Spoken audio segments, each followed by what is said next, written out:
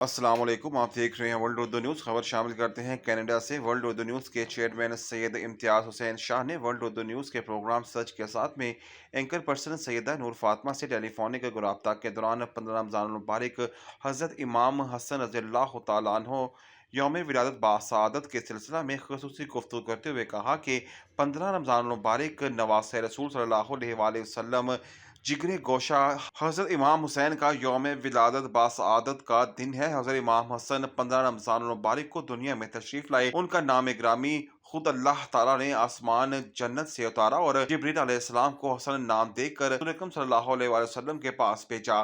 آپ صلی اللہ علیہ وآلہ وسلم اپنے نواسے کا نام حسن رکھیں، جبکہ حسن نام رکھ لیا گیا، جو کہ آپ صلی اللہ علیہ وآلہ وسلم نے بعد میں فرمایا۔ حسن علیہ السلام جنت کے نوجوانوں کے سردار ہوں گے۔ سید امتیاز حسین شاہ نے مزید کہا کہ حضرت امام حسن علیہ صبر، سخاوت اور امت مسلمہ کے اتحاد کی عظیم مثال ہیں۔